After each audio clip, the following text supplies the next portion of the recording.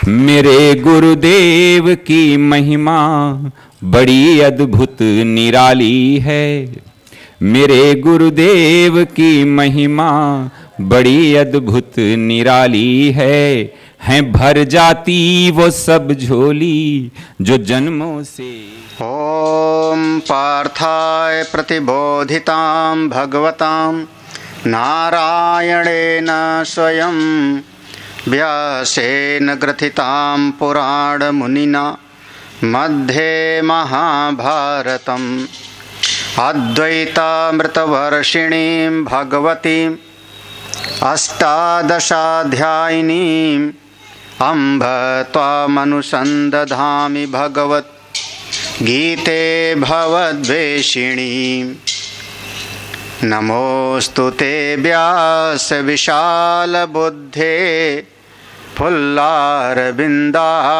तपत्रनेत्र येन त्वया भारततैलपूर्ण प्रज्वालितो ज्ञानमया प्रदीपः। यं ब्रह्मा वरुणेन्द्ररुद्रमरुतः स्तुवन्ति दिव्यैस्तवैः वेदैः साङ्गपदक्रमोपनिषदैः गायन्ति यं सामगाः। ध्यानावस्थिततद्गतेन मनसा पश्यन्ति यं योगिनो यस्यान्तं न विदुसुरासुरगणाः। देवाय तस्मै नमः। हम लोग एक बार 9वां 10वां श्लोक पढ़ते हैं।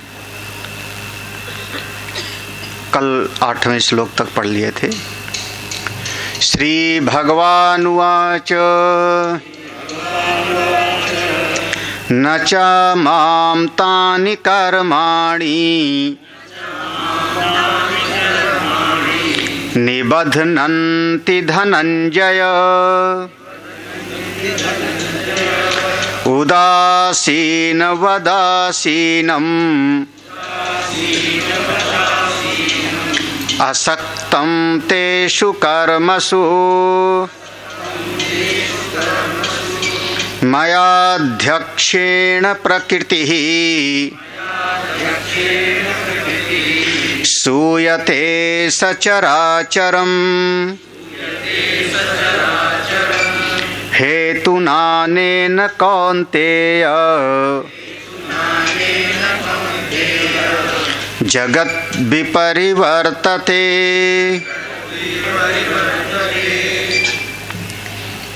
परम श्रद्धेय परमादरणीय स्वामी चैतन्यानंद गिरि जी महाराज, समुपस्थित सभी आत्मस्वरूप संतजन भक्तजन, भगवान ने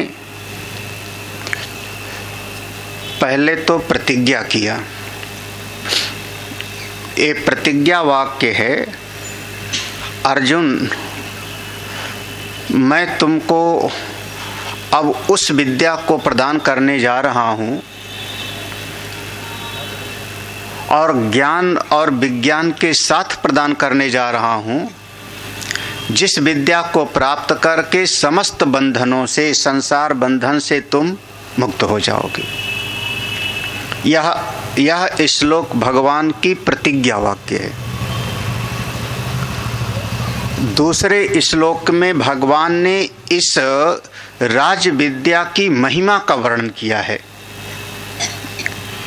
एक ऐसा है जिस ज्ञान को मैं देने जा रहा हूँ वह समस्त विद्याओं की राजा है, रहस्यमयी है, पवित्र करने वाली है। ईश्वर की कृपा हो, भगवत कृपा हो तो भीतर ये विद्या विराजमान हो जाए। भाई ब्रह्म विद्या है, सब जगह पर ब्रह्म विद्या नहीं विराजमान होगी। लौकिक जगत में भी कोई साधारण सा, कोई छोटा मोटा नेता भी अगर आना होवे तो सब जगह पर आप उसको नहीं बुला सकते। उसको आने के पहले आप सफाई करवाओगे, पंडाल लगवाओगे, मंच बनवाओगे। तो जब लौकिक जगत का भी कोई व्यक्ति, श्रेष्ठ व्यक्ति जब आता है तो उसके लिए एक तैयारी होती है। व्यवस्था संबंधी तैयारी होती है, सब कुछ होता है। तो ये तो समस्त विद्याओं की राजा है, सिरमौर है, ब्रह्म विद्या है। जैसे अंतःकरण मनुष्य का अशुद्ध वाला है, ऐसे अशुद्ध अंतःकरण में तो ये ब्रह्म विद्या विराजमान नहीं हो सकती ना। इस राज विद्या को हृदय में विराजमान करना है तो अपने अंतःकरण को अच्छा बनाओ, सत्कर्म से, भगवान की भक्ति से, त्याग से, दान पुण्य से, सेवा करके, मंत्र जाप करके, जिस जिस साधन से आपका हृदय पवित्र हो, निर्मल हो, वो सब साधन करो। चाहे योग करो, चाहे यज्ञ करो, चाहे दान करो, चाहे तप करो, हमारा किसी से कोई ज़्यादा उसमें विरोध नहीं है, सब करो, लेकिन आपका अंतःकरण शुद्ध हो, निर्मल हो। वैसे असल में कोई एक भक्त मिले, पुराने सत्संगी, तो हमने पूछा क्या करते हो आप? तो उन्होंने कहा स्वामी जी वेदांत वाली साधना में करता हूं, वेदांत वाली साधना में करता हूं। माथा ठनका मेरा। हाँ, आप समझ रहे होंगे यहाँ पर एक बहुत बड़ा दोष हो रहा है, बहुत बड़ा दोष हो रहा है। वास्तव में वेदांत कुछ करने का नाम नहीं है, वेदांत तो समझने का नाम है। वेदांत तो आपकी दृष्टि के खुलने का नाम है। एक बार प्रकाश हुआ और रस्सी पर कर सर्प गायब। सांप को भगाने के लिए लाठी नहीं मारना है, और अगर आप लाठी लेके मारने के लिए दौड़ते हो, सांप को भगाने के लिए जा रहे हो, तभी आपका विवेक चक्षु खुला ही नहीं। यज्ञ करना हो यज्ञ करो, दान करना हो दान करो, तप करना हो तप करो, स्वाध्याय करो, जप करो, पूजा करो, भजन करो, उपासना करो, जो करना है सब करो। आपका हृदय निर्मल होना चाहिए, क्योंकि ये वेदांत की जो ब्रह्म विद्या है वह अशुद्ध अंतःकरण में विराजमान नहीं होती। और असल में वेदांत की कोई साधना नहीं होती। परम सत्य यही है कि वेदांत की कोई साधना नहीं होती। वेदांत केवल आपके लिए ज्ञापक है, जैसा है वैसा सत्य को दिखा देता है। सत्य जैसा है वैसा शास्त्र का वचन ज्ञापक है, आपको दिखा देगा। करने का बात तो हमको अंतःकरण शुद्धि के लिए योग और कर्मकांड बतावेगा। समझो, क्या समझो? एक थोड़ा बुद्धि को जगा के समझना। हम आगे बढ़ते हैं। आज थोड़ा सा एक विचार। इस जगत में जिसकी भी उत्पत्ति हुई, कल हम लोगों ने पढ़ा ना कि भगवान ने अपनी प्रकृति के माध्यम से जगत की उत्पत्ति करते हैं कल्पादो, और जब कल्प का क्षय होता है तो सबका प्रलय करते हैं। तो जिसकी भी उत्पत्ति होती है उसको हम एक नाम देते हैं कार्य। उत्पत्ति हुई कार्य है, बना एक दिन। और जिसकी उत्पत्ति हुई उसको हम एक दूसरा शब्द बोलेंगे, थोड़ा पारिभाषिक शब्द है, प्राग भाव। यानी उत्पन्न होने के पहले वो चीज नहीं थी, पैदा होने के पहले वो चीज नहीं थी, तो प्राक अभाव, पहले उसका अभाव था, आज उसकी उत्पत्ति हो गई। जो उत्पत्ति हो गई तो उसको हमने कहा कार्य। अब ये जो कार्य है इसके साथ में चार आप सूत्र लगा के विचार करना। चार सूत्र। किसी भी कार्य का कोई ना कोई कारण अवश्य में होता है। इस जगत में निर्निमित्त कुछ भी नहीं होता। कार्य का कारण कुछ न कुछ अवश्य होगा, भले हमको पता लगे और चाहे पता न लगे। कार्य का एक निश्चित कारण होता है। नंबर 1, ये पहला सिद्धांत है। इसको आप जब अपने दृष्टांत में ले आओगे, जीवन में समझोगे, तो पूरा का पूरा एक अलग एक दृष्टि खुलती है। दूसरी चीज है कि जैसे कोई मिट्टी से घड़ा बनता है तो घड़ा है कार्य और मिट्टी उसका है कारण। घड़े को हमने कहा कार्य, मिट्टी है उसका कारण, उपादान कारण। तो जो कारण होता है वो कार्य में व्याप्त होता है, कारण कार्य में अनुस्यूत होता है। समझ रहे होंगे? घड़े के एक एक अंग में मिट्टी ही है।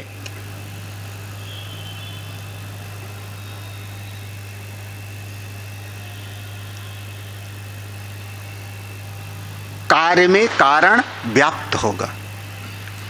तीसरी चीज है, जो भी चीज कार्य होगी, उत्पत्ति है तो कार्य है, जो चीज कार्य के रूप में है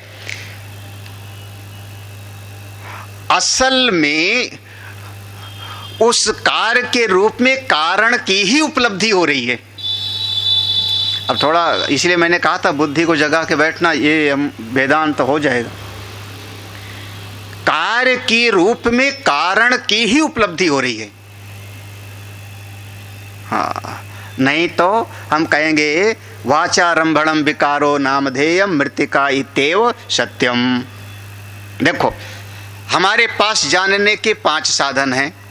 आँख से मैं देखता हूँ तो मिट्टी है, कान से सुनेंगे तो मिट्टी की आवाज़ सुनेंगे, हाथ से स्पर्श करके जानोगे तो मिट्टी को स्पर्श करोगे, जीभ से चखोगे तो स्वाद आएगा मिट्टी का। घट कहाँ है? घड़ा कहाँ है? घड़ा केवल हमारे व्यवहार के लिए है। हमको दूध रखा ना होगा तो घड़े में रखेंगे, लेकिन असल में कार्य के रूप में कारण की ही उपलब्धि हो रही है। 3 बातें हो गई। 3 बातें। कार्य का एक कारण अवश्य होता है, कार्य में कारण व्याप्त होता है, और कार्य के रूप में कारण की ही उपलब्धि होती है। चौथी चीज, उस कार्य में से कारण को निकाल दिया जावे तो कार्य नाम की कोई चीज नहीं बचती। इसका हम कहते हैं अविनाभाव। जिसके बगैर ना रहे। हाँ, आप सब लोग गहना पहने हो, अंगूठी चेन सब पहने हो। सोना निकाल दो, अंगूठी आप ले जाओ, क्या बढ़िया बात होगी महाराज। हाँ, चलेगा? हाँ, सोना निकाल लें, सुनार ने सोना निकाल लिया और चेन आपको दे दिया, लो। सोना निकाल देगा तो चेन क्या बचेगी फिर? हाँ? मिट्टी निकाल दें तो घड़ा क्या बचेगा? तो इसका नाम है अविनाभाव। कार्य में से कारण का व्यतिरेक कर दिया जाए, निकाल दिया जाए तो कार्य नाम की कोई चीज नहीं बचती। ठीक है ना? नहीं समझ में आ रहा? अब मैं कथा नहीं सुनाऊंगा, यही सुनाऊंगा इस बार। चलो अब इसको ले आओ। ये सारा का सारा जगत जितना कुछ है, जितनी सृष्टि है, मया तत्मिदं सर्वम। श्लोक नंबर था शायद चौथा 5वां, याद रखना, कल पढ़ा था उसको। मया तत्मिदं सर्वम, तो इदं सर्वम जगत मया अव्यक्त मूर्तिना ततम। ये जितना कुछ जगत है उसी जगत के अंतर्गत आपका एक शरीर भी है। ये शरीर भी इसी जगत का एक छोटा सा हिस्सा है। जगत, देखो जगत में 3 अक्षर है। गुरुदेव हमारे बहुत बढ़िया कहते थे, जा माने जायते, जिसका जन्म होता है। गा है, गा माने गच्छति, जो एक दिन प्रलय में चला जाता है। आखिरी है ता माने बीच में थोड़े दिन, तिष्ठत इव रुका हुआ सा दिखाई पड़ता है। अन्यथा जिसकी उत्पत्ति हुई, जिसका प्रलय हो जाता है, बीच में थोड़े दिन तक दिखाई पड़ता है, उसी का नाम है जगत। मेरा शरीर भी तो वैसे है। हाँ, ना जाने इस जगत में कितने पैदा हुए, कितने आए, कितने चले गए। ठीक है, तो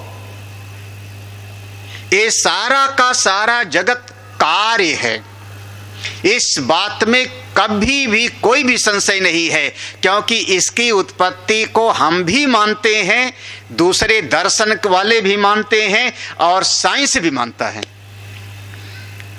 कब उत्पन्न हुआ और कैसे उत्पन्न हुआ इस पर मतभेद है, लेकिन जगत की उत्पत्ति साइंस भी मानता है, अध्यात्म भी मानता है। कब उत्पन्न हुआ और कैसे उत्पन्न हुआ इस पर मतभेद है। हमारा एक शब्द सीधा सा है, अगर जगत की उत्पत्ति हुई तो जगत हो गया कार्य। जिसकी उत्पत्ति हुई उसको हमने कहा था कार्य। घड़े के जैसा, जैसे घट बना, मेरा शरीर बना, जैसे आपने एक कोई पेड़ को लगाया, उस बीज में से अंकुर पैदा हुआ, जैसे एक घर बनाया, उत्पत्ति हुई तो कार्य है, जगत कार्य है। तो इस कार्य का ये कारण अवश्य है, भले आपको दिखाई पड़े या ना दिखाई पड़े, एक कारण अवश्य है। कौन है कारण? हो कारण कौन होगा? देखो, अब सब हमारे पुराने ही सत्संगी हो। जगत कार्य है तो इस कार्य का एक कारण अवश्य है। चलो, पहला सूत्र लगाया, दूसरा सूत्र लगाओ। क्या था? दूसरी बात थी कि जो कार्य बन गया उस कार्य के कण कण में वो कारण व्याप्त है, यही ना? तो ये जगत अगर कार्य है, इसकी उत्पत्ति हुई, तो इस जगत के कण कण में वो कारण व्याप्त है, जैसे घड़े के कण कण में मिट्टी ही व्याप्त है। अगर आप उसको परमात्मा बोलते हो तो इसका मतलब परमात्मा कण कण में व्याप्त है।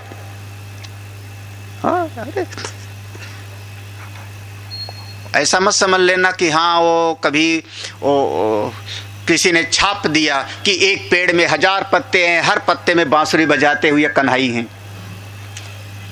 उस दृष्टि से आप कण कण में परमात्मा को नहीं समझ पाओगे।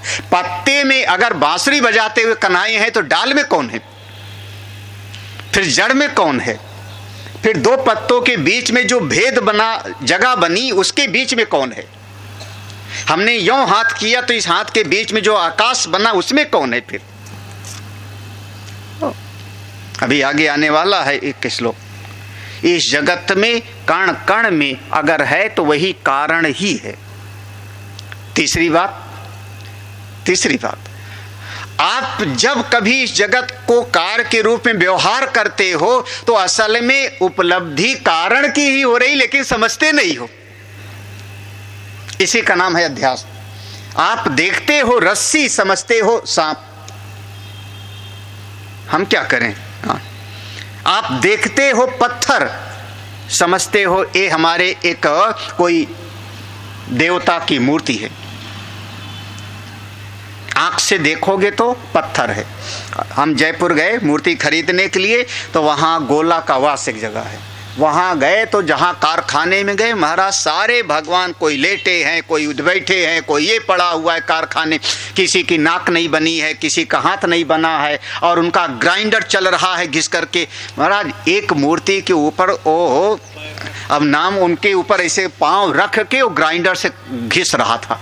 मेरा दिल धक्क से किया, अरे अरे तू भगवान के ऊपर पाँव रखा है। तो जो घिस रहा था ना ग्राइंडर से, उसने कहा महाराज ये भगवान नहीं, ये पत्थर हैं। भगवान तब होंगे जब आप इनको घर ले जाओ, वहां प्राण प्रतिष्ठा कराओ, जब प्रतिष्ठित होंगे तब ये देवता होंगे। आप देखते हो तो पत्थर है, चाहे उंगली देखो, चाहे पांव देखो, चाहे हाथ देखो, हम कहते हैं भगवान है। यथा प्रतिमायाम विष्णु बुद्धि। इस जगत में हमको तो कण कण में वही दिख रहा है।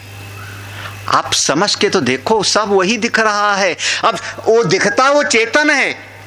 आप समझते हो मेरा पिता है, भाई है, माँ है, शत्रु है, मित्र है। ये आपकी समझ का दोष है जी। कण कण में। चौथी बात, 3 बातें हो गई। ये जगत कार्य है। अब इस कार्य में से, जगत में से उस कारण को निकाल दो। उस जो कारण है उस कारण को आप निकाल दो। जैसे घड़े में से मिट्टी को निकाल दिया तो घड़ा नाम की कोई चीज नहीं बचती, वैसे इस जगत रूपी कार्य में से कारण को निकाल दो तो जगत नाम की कोई चीज है ही नहीं। वास्तव में केवल वही है। हे अर्जुन, मेरा वो जो सारे जगत का कारण रूप है, उसी से ये सारा का सारा जगत व्याप्त है। हाँ, थोड़ा वेदांत के साधकों के लिए बोल दे रहा हूं। कल इस श्लोक पर हमने कहा था तो अधिष्ठान अध्यस्त की दृष्टि से बोला था। आज समझो तो आज हम कार्य कारण की दृष्टि से भी विचार कर रहे हैं।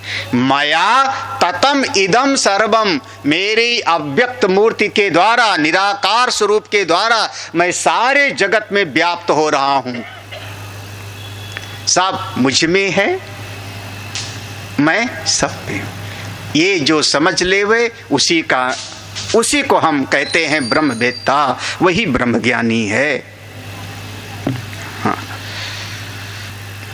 जब भी आप इस कार्य रूपी जगत को सामने रख के विचार करेंगे तो ईश्वर को ही देखेंगे, ईश्वर तक आप पहुंचेंगे। और जब इस जगत रूपी कार्य को कल्पित समझ लोगे तो ब्रह्म पर पहुंचोगे, शुद्ध चेतन पे पहुंचोगे। जैसे कहा, एक शब्द था ममात्मा भूत भावना, स्वामी जी ने भी समझाया, वैश्वानर शब्द प्रयोग किया, बहुत बढ़िया। अगर ये विश्व दिखाई पड़ रहा है तो विश्व का भरण पोषण करने वाला कोई है। भूत भृत न च भूतस्था ममात्मा भूत भावना। भूत भृत सारे प्राणियों का भरण पोषण करने वाला कोई है। जो अगर भरण पोषण करने वाला है तो वह फिर वैश्वानर है, वह ईश्वर है। और जब ना कोई प्राणी रहा, ना भरण पोषण करने वाला रहा, तब शुद्ध चेतन है वही। नहीं समझ आया? जगत सापेक्ष है, सृष्टि सापेक्ष है। हाँ, दृश्य है तो दृष्टा है। हाँ, आप श्रोता हो तो मैं वक्ता हूं, श्रोता हो तो मैं वक्ता हूं। और श्रोता सब गायब तो वक्ता भी गायब, लेकिन मेरी सत्ता रह जाएगी, मेरी सत्ता तो श्रोता है तो वक्ता है। आप इतने लोगों को सुनाने के लिए कौन आए हैं? एक वक्ता है। ऐसे सारे जगत का भरण पोषण करने वाला एक है, तो वो कौन है? ईश्वर, वो वैश्वानर। और जब आप वो जगत भी नहीं, किसी का भरण पोषण भी करना नहीं, सब एक में समा गया, तो ना भरण पोषण करने वाला रहा और ना किसी का भरण पोषण करना रहा, तो शुद्ध चेतन रहा। अब इतने में अगर समझ जाए तो बहुत बढ़िया, और ना समझे तो फिर आश्रम आ जाना, और कभी हरिद्वार में और कभी लखनऊ के आश्रम में। आलोक रोज बताते रहते माइक पर आश्रम है हमारा, और थोड़ा संतों के पास बैठोगे तो समझ में आ जाएगा। ये 4 शब्द मैंने बोल दिया, ये समाप्त कर रहा हूं, मैं इस श्लोक में जा रहा हूं। कार्य का कोई कारण अवश्य होता है। जब आप कारण की खोज करोगे तो आप सुखी हो जाओगे। मैं आपको बिल्कुल कह रहा हूं, कारण की खोज ना करो और आप जो दिखाई पड़े उसी में उलझ जाओ, आप पक्का समझना आप दुखी हो जाओगे। दृष्टांत दूं, भगवान शंकर जी सती जी दोनों सत्संग सुन के आ रही थी। बहुत बढ़िया दृष्टांत वही है। दोनों सत्संगी सुन के आ रहे थे अगस्त ऋषि से, सामने विलाप करते हुए भगवान दिखाई पड़ रहे हैं। भगवान की दृष्टि है कि ये तो सच्चिदानंद परमात्मा है। जय सच्चिदानंद जग पावन अस कही चले वो मनोज। देखो सामने विलाप करते हुए कोई राजकुमार हैं और भगवान की दृष्टि गई ये तो सच्चिदानंद ब्रह्म है। सती जी की नजर जाती है रोते हुए राजकुमार पर, ये देखती है कार्य को। ये परमात्मा कैसे, सच्चिदानंद ब्रह्म कैसे, जिसको अगर ब्रह्म है तो सर्वज्ञ होना चाहिए ना। अगर परमात्मा है तो परमात्मा तो सर्वज्ञ होना चाहिए। तो परमात्मा को तो इतना पता होना चाहिए कि मेरी पत्नी कहाँ है। जो पेड़ पौधे से पूछ रहा है वो तो अज्ञानी है, वो ब्रह्म कैसे, किस प्रकार से। सती जी कार्य को देखती हैं और भगवान शिव कारण को देखते हैं। दोनों का जीवन कैसे हुआ समझ लो आप। और एक दृष्टांत दे दूं, दृष्टांत हमको याद आ जाता है कभी कभी। 99 यज्ञ पूरे हो गए हैं। 100वें यज्ञ के समय में छोटा सा बालक बिल्कुल चेहरे पर तेज छतरी लगाए हुए पहुंचाया।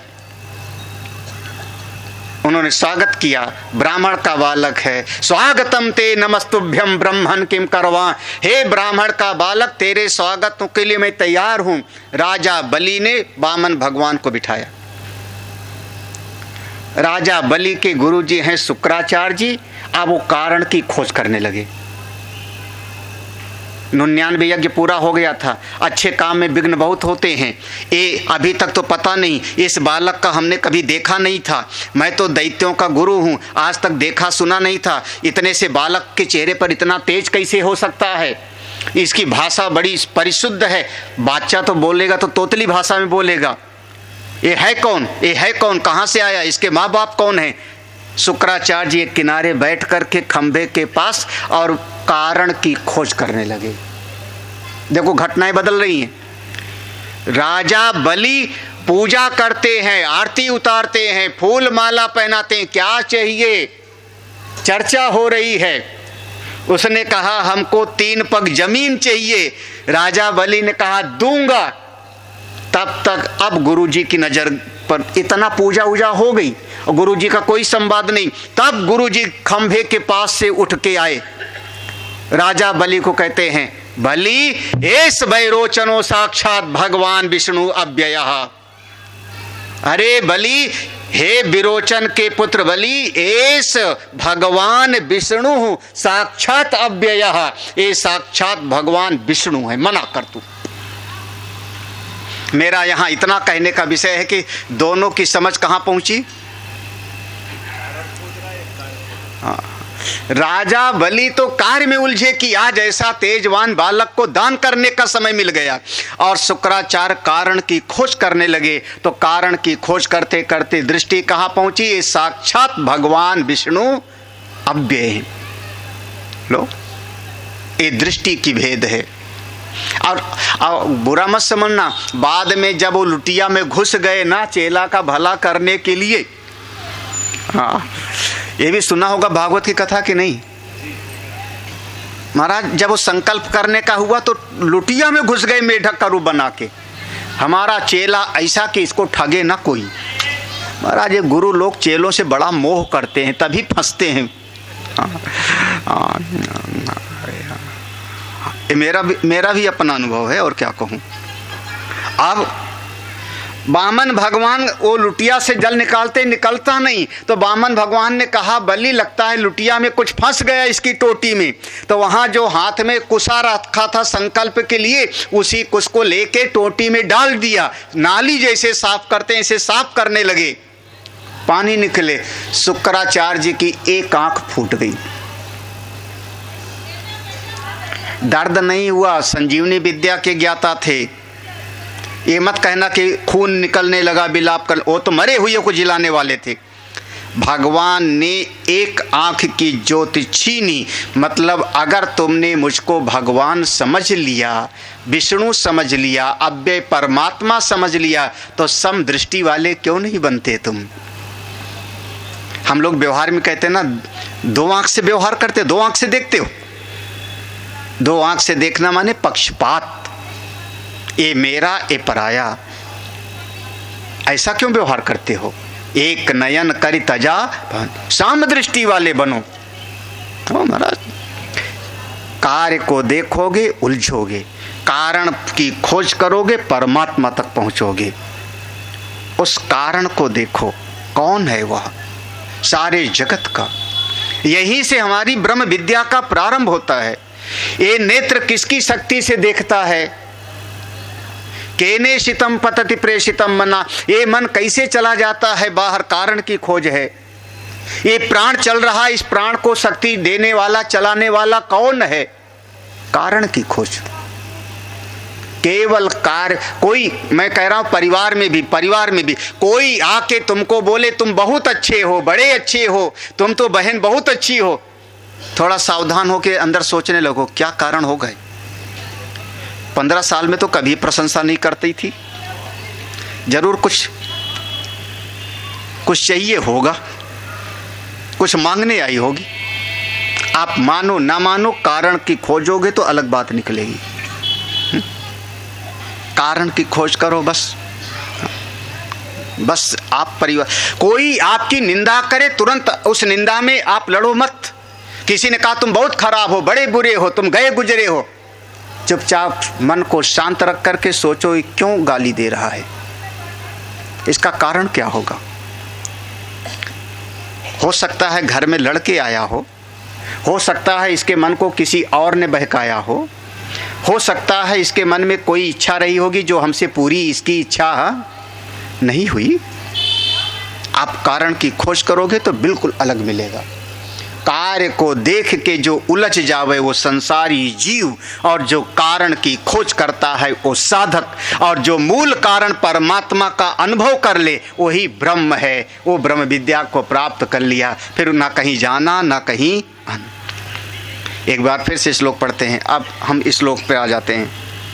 प्रसंग था, भगवान ने कहा, अभी देखो भगवान का 2 स्वरूप है, याद रखना। भगवान एक तो उनका निर्गुण निराकार स्वरूप है, हमने कल कहा था सिनेमा के पर्दे के जैसा, जो कल आए होंगे ध्यान समझना, शुद्ध चेतन ब्रह्म स्वरूप है। और दूसरा भगवान का स्वरूप है, भगवान अपनी प्रकृति का आश्रय लेके अपनी प्रकृति के द्वारा इस जगत की उत्पत्ति और प्रलय इसको करते हैं। ये कल पढ़ लिया था, शायद याद होगा। कल्पादौ विसृजाम्यहम्, कल्प क्षय, कल्प के क्षय पर इसका प्रलय करते हैं और कल्प के प्रारंभ में इस जगत की उत्पत्ति करते हैं। कैसे? प्रकृतिम स्वाम अवष्टभ्यः, स्वाम प्रकृतिम, अपनी प्रकृति का आश्रय। ये भगवान का ईश्वर स्वरूप है, और जो शुद्ध स्वरूप है वो ब्रह्म स्वरूप है। अब मन में जो प्रश्न था कि प्रभु आप भी अगर इस जगत की उत्पत्ति स्थिति प्रलय करते हो तो आपको भी थोड़ा पाप और पुण्य तो लगेगा। कल यहीं पर छोड़ा था, याद होगा। अच्छी सृष्टि बनाओगे तो पुण्य, और आसुरी सृष्टि तो सब कुछ आपने बनाया, तो ये जो है मार मार के खाने वालों को किसने बनाया? सांप को किसने बनाया? आप ही ने। हाँ, शेर बाघ भालू किसने बनाया? आपने। असुर को किसने बनाया? आपने। ये तलवार लेके जो एक ऐसा राष्ट्र, देश कह सकता हूं, जिसका 1000 साल का इतिहास पता है, लेकिन 1000 साल में वो लड़ने के अलावा कुछ नहीं किए। नाम लूं उस राष्ट्र का?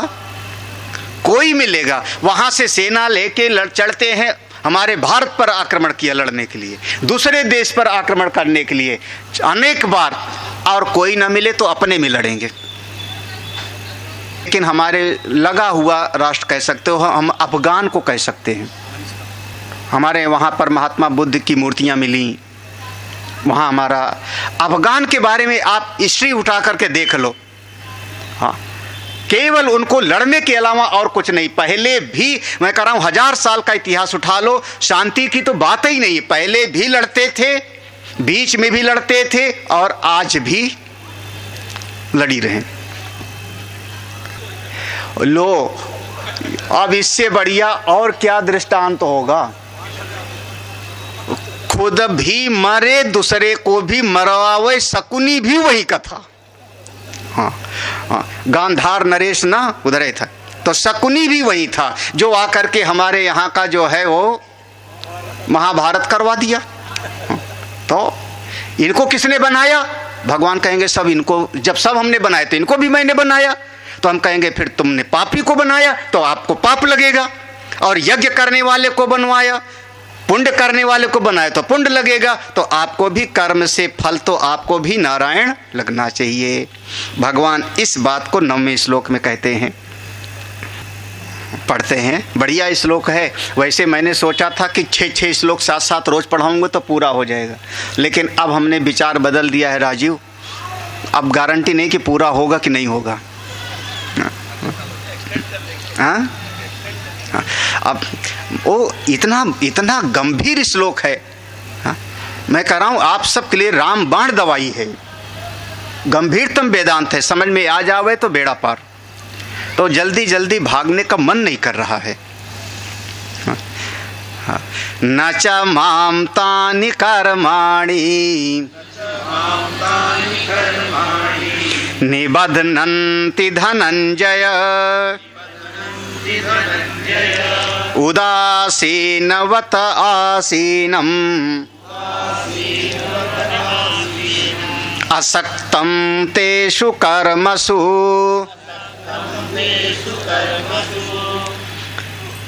देखो, माम तानि कर्माणि न निबध्नन्ति।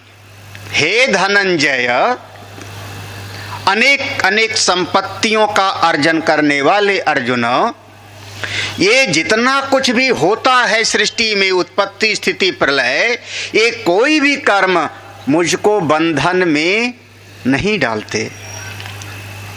चा को ले आओ यहाँ पर। चा का अर्थ और नहीं है यहाँ पर।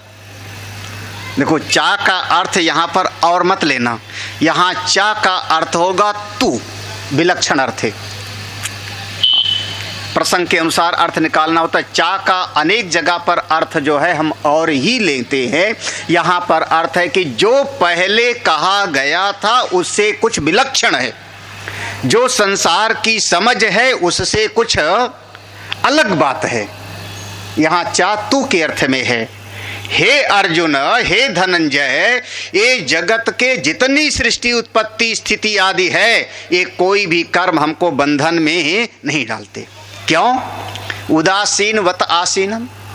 मैं तो बिल्कुल उदासीन के जैसे बैठा रहता हूँ। उदासीन संप्रदाय चला हमारे यहाँ पे। उदासीन के जैसे बैठा रहता हूँ। कैसे? आसक्तम, मैं किसी भी कर्म से आसक्त नहीं होता। ये प्रकृति जो भी उत्पत्ति स्थिति करती है उससे मैं कभी आसक्त नहीं होता। जब आसक्त नहीं होता तो कोई कर्म हमको बंधन में नहीं डालता। ये रहस्य अगर जीव समझ लेवे तो वो भी बंधन से मुक्त हो जाएगा। दो चीज, हम सब जब भी कोई कर्म करते हैं, तो उस कर्म में एक हमारे सामने फल की इच्छा सामने रख लेते हैं। प्रयोजनम अनुद्देश्य मंदोपि न प्रवर्तते। हमको ये खास फल चाहिए, हमारा ये प्रयोजन है, ये प्रयोजन सिद्ध हो इसलिए मैं कर्म करता हूं। तो सबसे पहले फल की कामना आ गई। वैसे आप लोग बहुत अच्छे हो, यहाँ के आयोजक लोग बहुत अच्छे हैं। वो भी बताऊं क्यों? क्योंकि और जगह पर जहाँ कहीं सत्संग होता है, तो सब सत्संग सुनते हैं, लेकिन जो आयोजक होता है ना, वो पूरा मन से सत्संग नहीं सुनता। 4 बार ऐसे सिर घुमा के देखेगा चारों तरफ कितने लोग आए हैं। ज़्यादा लोग आ गए तो बहुत बढ़िया, और कम लोग आए तो बेचारा फ्यूज उड़ जाता है ना? क्या हुआ? आप लोग तो ऐसे जो है नहीं सही है क्या? हाँ, सही है, नहीं सही है? हाँ? आयोजक बार बार देखता है। क्यों? ज़्यादा लोग सत्संग दूसरे के यहाँ सुन लेंगे, आश्रम में सुन लेंगे। हाँ, मैंने कहा यहाँ तुम लोग बहुत अच्छे हो राजू, तो एक बार भी देख ही नहीं रहे, जिसको देखना हो चाहे वो मनीष देखें, अस्थाना देखें, वीरेंद्र का काम है वो देखें। लेकिन वीरेंद्र तो देखते हैं, दिल तो खुश हो जाता है कि नहीं? लोग आ जाते तो मन तो खुश हो जाता है कि नहीं? इतना ही बहुत है, बाकी ज्ञान ध्यान तो हम गुरु जी के आश्रम में ले लेंगे। हाँ। अब देखो, ये है एक प्रयोजन विशेष, प्रयोजनम अनुद्देश्य मंदो अपि ना प्रवर्त। एक सामने फल की इच्छा होती है, अब उस फल की प्राप्ति के लिए मैं कोई कारण का माध्यम लेके, कोई मशीन का सहारा लेके या हाथ पांव के सहारा लेके मैं अपने आप को समझ लेता हूं, नहीं मैं तो ऐसा करूंगा तो पा ही लूंगा। अब आपके भीतर एक वृत्ति बनी, अहम कर्ता, फल की कामना है और भीतर एक चित्त में वृत्ति आ रही कि मैं करने वाला हूं। अरे मैं नहीं करूंगा तो कौन करेगा? अब फिर याद आ गया, आज क्या बताऊं। एक बच्चा, महाराज हमारा प्यारा बच्चा है, एडमिशन नहीं हो रहा था तो गुरुजी से रोना धोना। खैर भगवान ने कृपा किया, माँ बाप ने फीस उसका व्यवस्था किया, एडमिशन हो गया बढ़िया जगह पे, और शायद सेकेंड ईयर ही था। रिजल्ट आया और मैं कहीं उधर गाड़ी पर बैठा था, अनुपम चला रहा था, तो उसका फ़ोन आया, क्लास में ए वाली पोजीशन आ गई, ऐसा हो बहुत बढ़िया। तो हमने बड़े प्यार से कहा मिठाई खिला, फिर जैसे बढ़िया पास हो गए तो मिठाई खिला। महाराज उसने छूटते ही कहा मिठाई आप खिलाइए, हमने इतना स्ट्रगल किया है तब पास हुए हैं। राम राम, मिठाई आप खिलाइए, हमने इतना स्ट्रगल किया है तो हम पास हुए हैं, तब हम इस पोजीशन पे आए। हमने इतना स्ट्रगल किया है, इतना संघर्ष किया। बस इस शब्द को सुनते ही मेरा माथा तो भन्ना गया।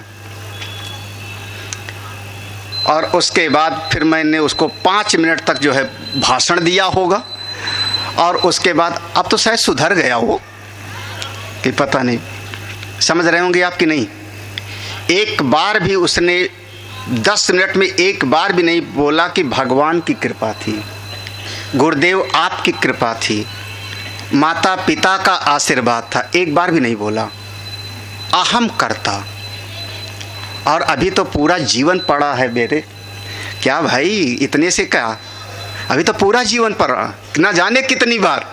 हाँ, आप लोग ये मत समझना वो फिल्मों में होता है, पति पत्नी में, वो लड़का लड़की में प्यार हुआ, तू मैं हुई, माँ बाप राजी हो गए, बरमाला हो गया, शादी हो गई, पिक्चर दी एंड हो गई।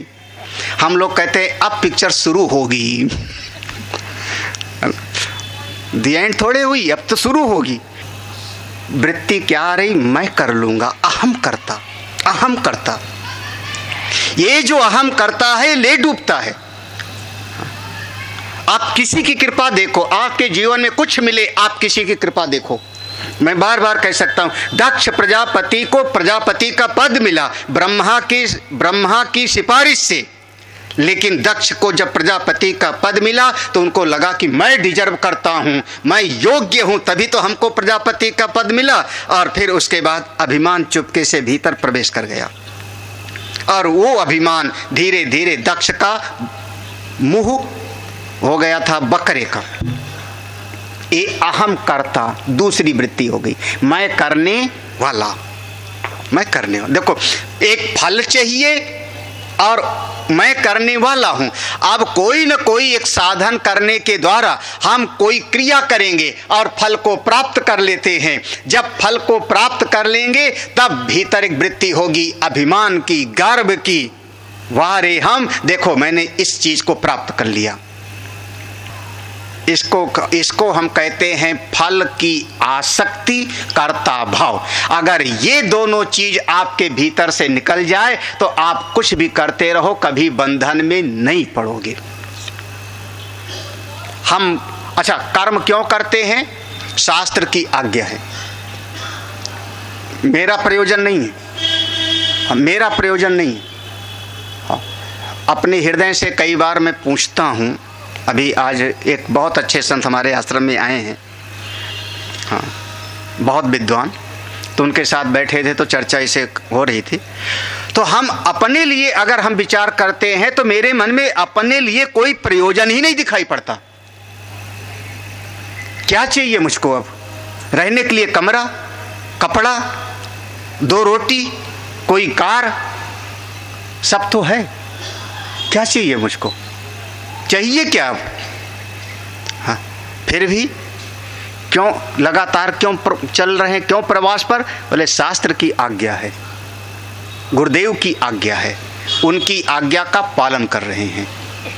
शास्त्र की आज्ञा है स्वाध्याय प्रवचनाभ्याम मां प्रमदितव्यम। शास्त्र की आज्ञा है, अपने लिए तो कुछ चाहिए ही नहीं, सब तो है, सब तो दे दिया है परमेश्वर ने। तो केवल शास्त्र की आज्ञा, गुरु की आज्ञा से मैं करता हूं। शास्त्र आचार की वो उनकी वृत्ति है, उनका भाव है कि ऐसा करते रहो। और दूसरा, जब हम करते हैं तो चाहे सफलता मिले चाहे सफलता ना मिले, दोनों में मैं मस्त रहता हूं, क्योंकि अपना कोई फल की चाह ही नहीं थी। अंतःकरण मेरा शांत है, कर्ता भाव से मुक्त है। काहे का बंधन, कौन सा पाप कौन सा पुण्य, इसी क्षण आप सहज मुक्त हो जाओगे। आप इस सिद्धांत को अगर ला सकते हो तो कर्तृत्व अभिमान अभाव फला संग अभाव चाह अबंध कारण। भाष्यकार ने इतना शब्द बोल दिया, ना हमको कोई फल चाहिए ना मैं करता हूं, बस निमित्त मात्रम भव सभ्य साचिन, वो चलाए जा रहा है, जैसा चलाता है हम करते जाते हैं। हे नारायण, जैसा आप नचाते हो मैं नाचता जाता हूं, हमको क्या। आप किसी के हाथ का एक करण बन के देखो, निमित्त बन के देखो। तलवार को कभी पाप पुण्य नहीं लगता, अग्नि को पाप पुण्य लगेगा। अग्नि को सर्वभक्षी अग्नि कहा जाता है। अग्नि सर्वभक्षी है, चाहे उसमें लाश डाल दिया वो भी खा जाता है, और हवन की सामग्री डाला तो वो भी खा जाता है। अग्नि को कोई पाप नहीं और कोई पुण्य। सूर्य को कोई पाप नहीं कोई पुण्य नहीं। आप ऐसे सूर्य जैसे बनो ना, भीतर कर्ता भाव मत लाओ। कोई पाप नहीं कोई पुण्य नहीं। भगवान कहते हैं मैं ऐसा हूं। उदासीन का मतलब यही हुआ, उदासीन मतलब हमारा किसी से व्यक्तिगत कोई प्रयोजन नहीं है, अपना कोई स्वार्थ नहीं है। मैं सेल्फ सेंटर्ड नहीं हूं, सेल्फिश नहीं हूं। शास्त्र ने कहा है कि लोक संग्रह में वापी संपश्यन कर तुमर्हसि, तो मैं करता जाता हूं। भीतर कोई कर्ता भाव नहीं, सिद्ध असिद्धि दोनों में। इसी क्षण आप मुक्त हो जाओ, इसी क्षण। ऐसा कोई कर सके तो ये सारा कार्य होता कैसे? अगर आप ऐसे हैं महाराज तो सारा काम कैसे, सृष्टि की उत्पत्ति स्थिति कैसे हो रही है? हाँ, हम अपने आश्रम में आते हैं, मैं अपनी बात बता रहा हूं, अपने आश्रम में आता हूं तो कभी हम बता देते हैं आने का, कभी नहीं भी बताते। लेकिन किसी और, आजकल मोबाइल का माध्यम ऐसा है कि सूचना मिल गई, हमारे रामानंद जी आए हैं उनको, या किसी को, एक के द्वारा दूसरे के द्वारा और फैल जाती है। तो मेरे आने के पहले मुझको पता है, सारा आश्रम साफ हो जाता है। हाँ, हमने तो करवाया नहीं, हमने नहीं करवाया। आश्रम साफ, एक पत्ता भी नहीं दिखता। अचानक आ जाऊं तो हालत दूसरी होती है। हरिद्वार चला जाऊं, कहीं भी चला जाऊं, मैं वहां बैठ गया तो रसोइया भोजन बढ़िया बनाने लगेगा। हाँ, भोजन बढ़िया बनाता है। स्वामी जी को भी अनुभव होगा, जब मैं रहता हूं तो अलग होता है माहौल, और चला गया तो फिर आप अरे क्यों, मैं तो किसी से कुछ नहीं कहता हूं। हमको याद नहीं कि कभी हमने अपने भंडारी को कहा हो कि पकौड़े बना मेरे लिए, हमको याद नहीं कभी। जो मिल जाता है सो खा लेता हूं, मेरी अपनी सहज स्थिति है। मुझको जो मिल जाता है सो अपने जितना हमको खाना है उचित लगा खाया अपना, बस। हम बोलते भी नहीं। क्या है? बोले सबके भीतर एक भाव बैठा है, गुरु जी आ गए हैं, स्वामी जी आ गए हैं। कैसे? मैं वहाँ आया, बैठ गया अपने आश्रम में, सारा कार्य मेरा हो जाता है। ये मेरा अपना अनुभव है। जब मैं इतना छोटा सा एक प्राणी और मेरी स्थिति ऐसी है, तो ये सारे जगत का स्वामी है, वो कैसा होगा? कैमुतिक न्याय पढ़िए। मयाध्यक्षेण प्रकृति सूयते सचराचरम् हेतुनानेन कौन्तेय जगत विपरिवर्तते। मया अध्यक्षेण, मेरी अध्यक्षता में, जैसे मैंने अपने आश्रम में अपना दृष्टांत दिया, मेरी अध्यक्षता में प्रकृति ही, ये प्रकृति सूयते माने उत्पन्न करना, उत्पन्न करना। इसी में प्रा लगा दिया तो प्रसूता हो जाता है, प्रसूयते। हाँ, सूयते माने उत्पन्न करता है। किसको? सचर अचरम, चर और अचर, जड़ और चेतन, सब सारे जगत को मेरी अध्यक्षता में प्रकृति उत्पन्न करती है। अनेन हेतुना, हेतुना अनेन, हेतुना अनेन, अनेन हेतुना, इसी हेतु के द्वारा अर्जुन समझो, इसी हेतु से, इसी तरीके से जगत विपरिवर्तते। जगत विपरिवर्तते माने जगत की उत्पत्ति, स्थिति और प्रलय होता रहता है। मैं चुपचाप अवस्थित रहता हूँ। अब मेरी अध्यक्षता में करने वाली सभी प्रकृति है, मैं कभी कराता नहीं हूँ, होता है। कराने में और होने में बिल्कुल फर्क है। समझ रहे हैं आप? कराने में और होने में। आपने कहा कि एक गिलास पानी दे आओ, एक अलग चीज है, और आप बैठे हैं और वो सामने वाला कोई मेहमान आया और आपके घर का नौकर देख के समझ गया गिलास पानी लेके दौड़ गया, तो कराने में कर्ता भाव हो जाएगा। और आपकी सन्निधि मात्र से अगर कोई काम होता है तो वो स्थिति एक अलग होती है। अध्यक्षता का मतलब होता है वो कराते नहीं, करता नहीं है, ना करता है ना कारयिता है, ना करते हैं ना करवाते हैं, अपनी सन्निधि में है, हो जाता है। कैसे? यथा सूर्यवत। अब दृष्टांत सूर्य को समझ लो। सूर्य देवता कभी किसी को जगाते नहीं हैं, कभी किसी फूल को खिलाते नहीं हैं। आपको सूर्य देवता जगाने आए? हाँ? चिड़िया उठ बोल, एक कमल का फूल खिल जा, एक कुमुदनी तू बंद हो जा, कभी सूर्य ने कुछ कहा? उनकी उपस्थिति मात्र से चिड़िया बोलने लगती है। अरे कई पेड़ की ऐसी पत्तियां होती हैं जो शाम को चिपक जाती हैं, सवेरे खुल जाती हैं। देखा ऐसा पेड़ की पत्तियां कि नहीं?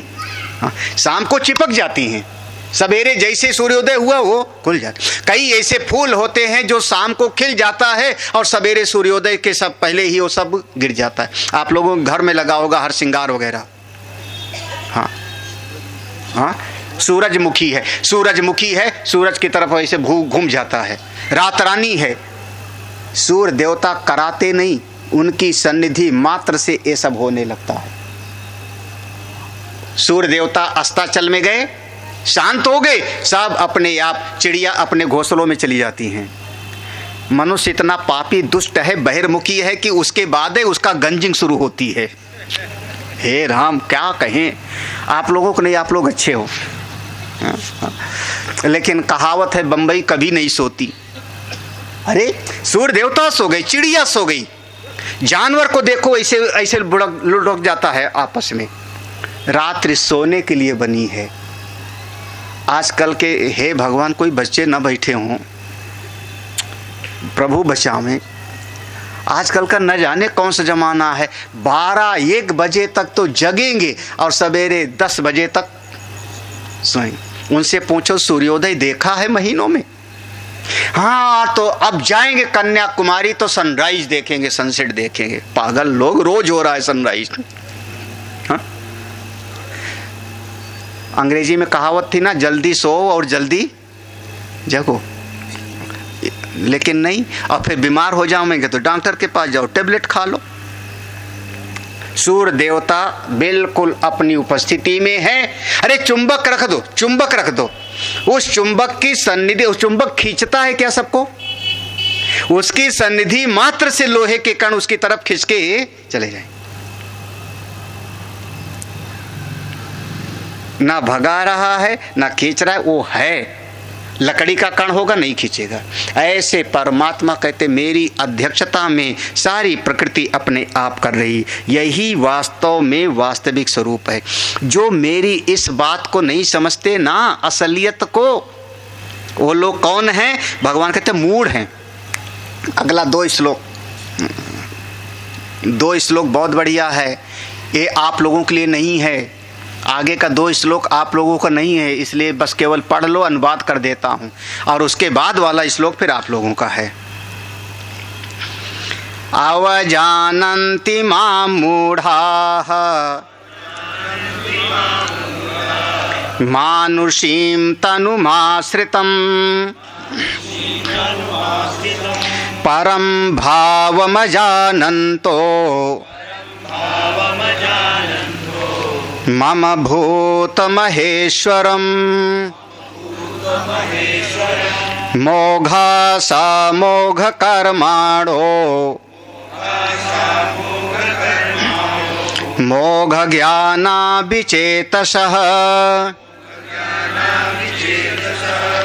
राक्षसीमासुरीं चैव प्रकृतिं मोहिनीं श्रिताः। अर्जुन एवं माम नित्य शुद्ध बुद्ध मुक्त स्वभावम। अरे मैं तो नित्य शुद्ध बुद्ध मुक्त स्वरूप हूँ, लेकिन इस संसार के लोग मेरे असली स्वरूप को नहीं जानते। यह श्लोक 7वें अध्याय में एक नए शब्दों के साथ आया था पहले। अव्यक्तम व्यक्तिमापन्नम मन्यते माप अबुद्धयः। कौन से नंबर का श्लोक है? 7वें अध्याय में। अव्यक्तम व्यक्तिमापन्नम मन्यन्ते माम अबुद्धयः। हाँ, 7वें अध्याय का 24वां श्लोक पहले आ चुका है। वही अर्थ यहाँ पर है। मैं हूँ नित्य शुद्ध बुद्ध मुक्त आत्मा हूँ, लेकिन संसार के लोग मेरे असली स्वरूप को नहीं जानते। जब नहीं जानते तो ये शरीर को ही मेरा स्वरूप मान लेते हैं लोग।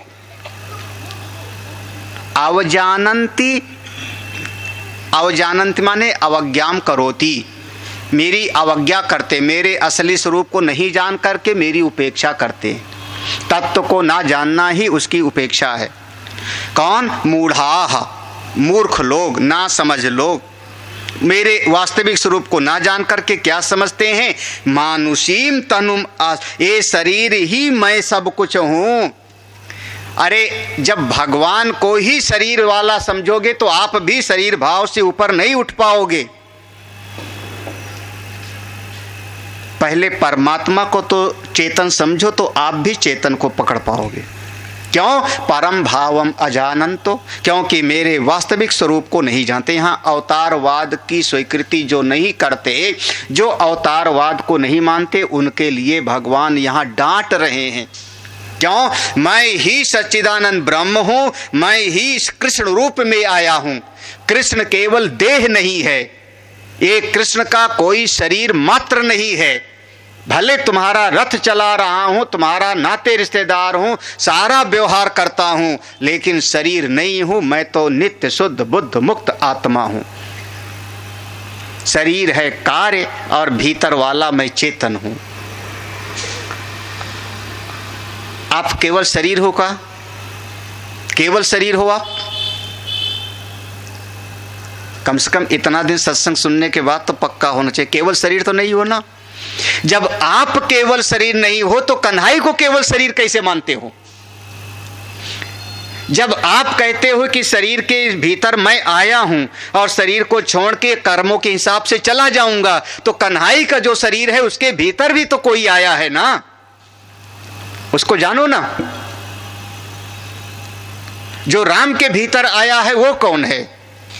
हम राम की पूजा कर लेते हैं, फूल पत्र चढ़ा देंगे राम जी को, राम जी की कथा सुन लेंगे। राम के उस शरीर के भीतर जो आया है उसको देखो ना, वो कौन है? तब आप अपने भीतर उस चेतन को समझ पाओगे। नहीं तो नहीं समझोगे, तो फिर बस जब नहीं समझोगे तो उस तत्व से च्युत हो जाओ। तो नहीं समझेंगे तो क्या खराबी होगी, हमारा क्या नुकसान होगा?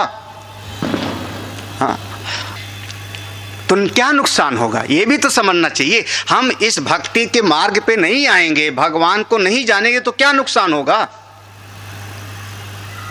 फायदा तो आपने बता दिया कि समस्त बंधनों से मुक्त हो जाएगा। नहीं भजन करें, अरे हजारों तो नहीं आते, इतनी सारी जनता भरी पड़ी है, नहीं आती, वो भी कमाते खाते हैं, क्या बिगड़ जाता है?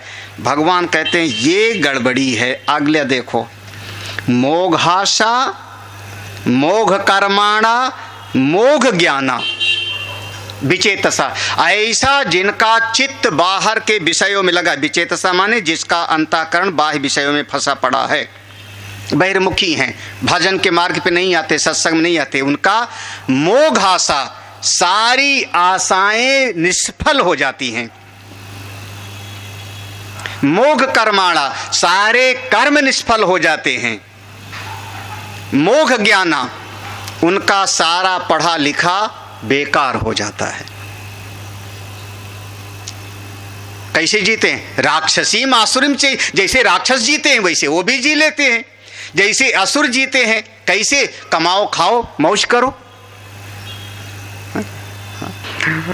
देखो शाम हुई ले आओ, पहाड़ में होवे तो सूर्य अस्त पहाड़ मस्त।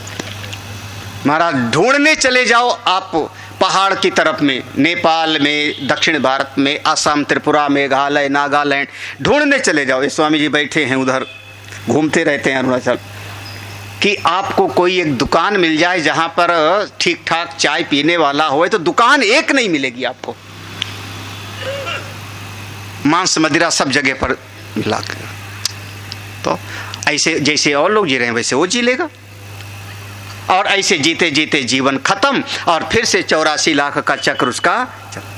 एक बढ़िया दृष्टांत बता देते, ये मोघाशा मोघ कर्माणा, मोघ की तीन चीज, उसका सारी आशाएं व्यर्थ, सारा कर्म व्यर्थ, सारा ज्ञान व्यर्थ। एक दृष्टांत देके इसको रोकता हूं यहाँ पे। ये बहुत बढ़िया दृष्टांत दिया था, एक संत ने सुना था। एक आदमी जून की गर्मी भयंकर गर्मी में तप रहा था, गला सूख रहा था, सवेरे से पानी नहीं मिला। तब तक देखा एक गांव, उस गांव में कोई भगत थे, और वो महात्मा जी जा करके जल्दी जल्दी भगत के घर पहुंचे कि कम से कम एक गिलास पानी मिले, थोड़ा जान में जान आवे, मरने वाला हो। वो महात्मा के दरवाजे पे जाके घंटी बजाई। ओ महाराज, घर की मालकिन निकली, बच्चे निकले। ओ मालकिन ने साष्टांग दंडवत किया, सारे लोगों ने जय हो महाराज की, जय हो महाराज, आज आइए पधरावनी, है ना राजस्थान में संत की पधरावनी। हो महाराज, ले आओ थोड़ा कपड़ा ले आओ, उस पर चरण चिन्ह पड़ जावे रंग का, लाओ लाओ। ये ले आया, वो ले आया, एक बढ़िया पटा रखा, महाराज जी बैठो। बच्चे को कहे जल ले आप, महाराज के चरण धोना है। महाराज जी का चरण धोया जा रहा है, महाराज जी की अंदर अंदर हो रहा है। क्या हो रहा है? अब उसमें मना कैसे करें, उनकी पूजा हो रही, कैसे कहें पहले अब अंदर मजा नहीं आ रहा चरण धुलवाने में, जान पे बनी है, लेकिन वो चरण धोला। फिर उसके बाद किसी ने कहा टीका करो। महाराज आपने बड़ी करुणा किया, बड़ी कृपा किया हमारे यहाँ पर, जय। महाराज इधर उधर देख रहे हैं, कहीं पानी का जग गिलास, हाँ, ए वस्त्र ले आ। महाराज जी को एक चादर उड़ाएंगे, कोई वस्त्र लेके आया। महाराज जी अमुक चीज ले आओ, अमुक चीज ले आओ। महाराज दर्जन भर चीज मंगाई जा रही, सामने रखी जा रही है, लेकिन वो नहीं आ रहा है जो चाहिए। क्या समझ गए क्या आप लोग? क्या नहीं आ रहा था? वो पानी नहीं आ रहा है। तो ऐसे ये माया का ये संसार है, ये दुनिया समझ लो बिल्कुल ऐसे है। यहाँ तुम आए हो ना तो तुमको सब मिलेगा, सब मिलेगा। परीक्षा में नंबर अच्छे आ जाएंगे, नौकरी भी मिल जाएगी, पास भी हो जाओगे, बीवी भी मिल जाएगी, बच्चे भी हो जाएंगे, घर भी बन जाएगा, रुपया भी, सब मिल जाएगा। वो नहीं मिलेगा जो तुम्हारे दिल की चाह है। क्या चाहते हैं आप मानो ना मानो, भीतर से आप परम शांति चाहते हो। भीतर से अगर आप शांति ना चाहते तो 6 घंटा गहरी नींद में ना जाते। वहां कोई विषयों का भोग नहीं है। जब गहरी नींद में सब कुछ टेबलेट खा के सोने जाते हो, घर भुला के, परिवार भुला के, धन संपत्ति भुला के सोने जा रहे हो, निर्विषय सुख की चाह सबको है।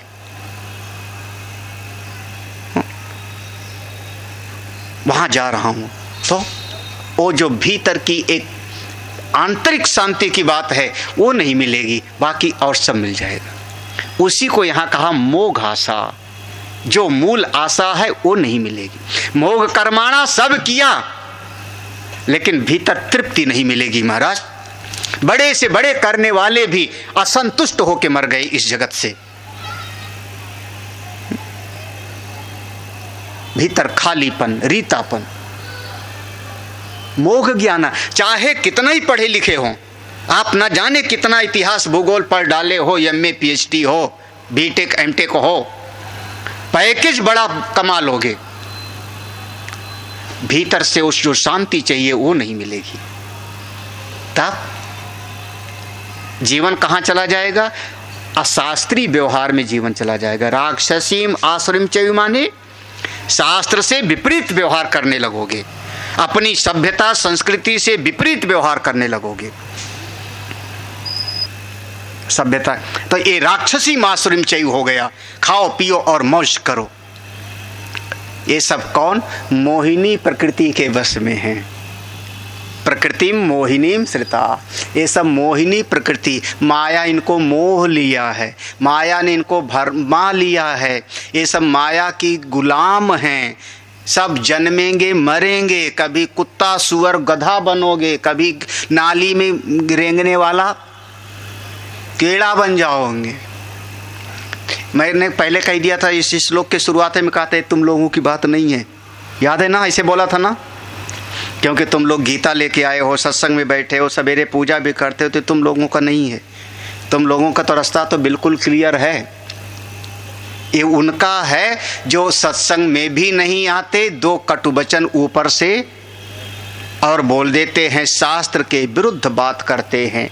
राक्षसीम आसुरीम, ये दोनों शब्द को इतना समझना, राक्षसीम आसुरीम माने शास्त्र से विपरीत, शास्त्र विरुद्ध जो व्यवहार करते हैं, नीति विरुद्ध जो बात करते हैं, ऐसे लोग मोहिनी प्रकृति के बस में हैं, माया के गुलाम हैं, जन्मे और मरे। और इतना ही नहीं, अगला जन्म मनुष्य का होगा? बिल्कुल नहीं। कापूय चरणा, अरे अगला जन्म कोई मनुष्य का थोड़े होगा। नाली में रेंगने वाले बन जाएंगे कीड़ा, लटके रहो बरगद के पेड़ पर उल्टा। कोई आएगा जानकार तो तुमको बोतल में बंद कर देगा, भूत प्रेत बन जाए। ये सब ऐसे हो। आप लोग जान लो, आप लोगों का बात ही नहीं है, इसलिए मैंने पूरा कर दिया। तो आप लोग फिर कहोगे फिर हम लोग तो बहुत अच्छे हैं, हम लोग तो बहुत अच्छे हैं ना। क्यों? हम इस मोहिनी प्रकृति में नहीं हैं। तो आप लोग कैसे हैं? तो अगला 2 श्लोक में भगवान ने बताया है कि जो मेरे दैवी प्रकृति के वश में है वो कौन है। 2 विभाग, मोहिनी प्रकृति और दैवी प्रकृति। मोहिनी प्रकृति का ये लक्षण दे दिया, दैवी प्रकृति का लक्षण आगे बताते हैं 2 श्लोकों में। जो भक्त हैं, देखो पहले श्लोक, महात्मानस्तु, जो महान आत्मा वाले हैं, भगवान के भक्त हैं, उनका कैसे जीवन होता है। और इस बात को हम लोग अब कल सुनेंगे। आज तो यहीं विश्राम दे रहे हैं। वो 4 सूत्र याद रखना, अगर कोशिश करना नोट्स बनाओ। प्रत्येक कार्य का कोई न कोई कारण होता है। कार्य में कारण व्याप्त होता है। जो कार्य के रूप में बना हुआ दिखाई पड़ता है, वास्तव में कारण ही कारण है। कार्य तो केवल वाणी का विकार है, और कार्य में से कारण को निकाल लिया जाए तो कार्य नाम की कोई चीज नहीं बचती। इस सिद्धांत को जगत में लगा लोगे, आपको कण कण में परमात्मा की अनुभूति हो जाएगी। जगत कार्य है तो इस कार्य का कारण परमात्मा भगवान। तो कार्य में, जगत में, कण कण में वो कारण अनुसूत है। जैसे घड़े में मिट्टी, जैसे आभूषण में स्वर्ण। इसमें से अगर उस परमेश्वर को निकाल दो तो जगत नाम की कोई चीज नहीं बचती। बोले वृंदावन बिहारी लाल की जय।